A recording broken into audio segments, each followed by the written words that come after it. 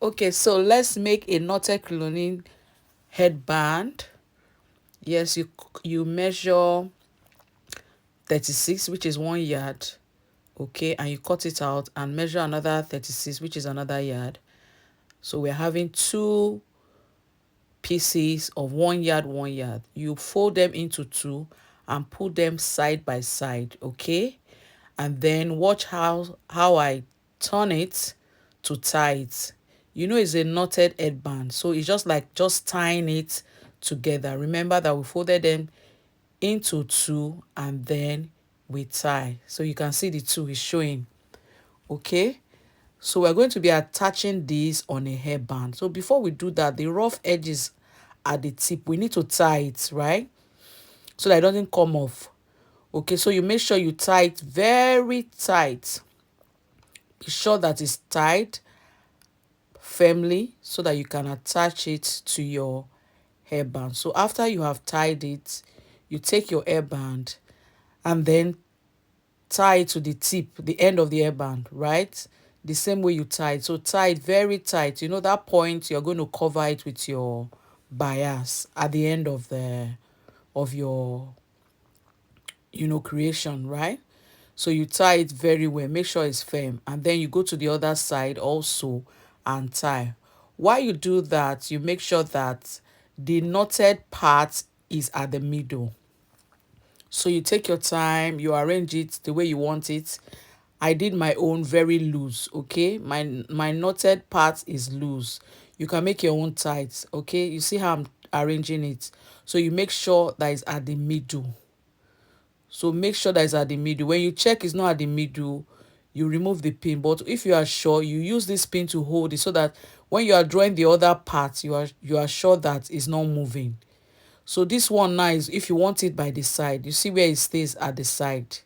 But that's not what we are going to do today. We're going to do the one at the middle. But if you want the sided knotted cloning hairband, this is just the way you're going to do it. Okay, so once you have done it, you arrange. But no, we're going to push that knot to the middle. Okay, we're going to push that knot to the middle so that it will be on the right part. So you see I've removed the pin because I want it at the middle, right? So once you've gotten the middle, you pin so that when you're stretching the other part, it doesn't move. You know it's knotted, so if you don't pin that part and you want to stretch, it will shift.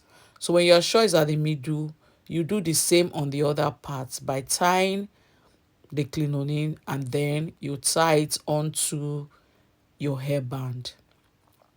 We usually like to tie the end of the crinoline because that's the only thing that the crinoline understand. Once you tie it, it doesn't shift, it doesn't move. Okay, so if you tie it, there might not be need for you to sew. Just tie it firmly and then still tie it round the hairband. Remember that you're going to close the end of this hairband with your bias. If you don't know how to do it, check my other video. You will see how I completed the end of hairbands that I created. Okay, so once you've knotted it and you've tied it and you're sure it's firm, the next thing we are going to do is to fold it properly and then we sew. Okay, so I tried to fold it in and then I started sewing, right?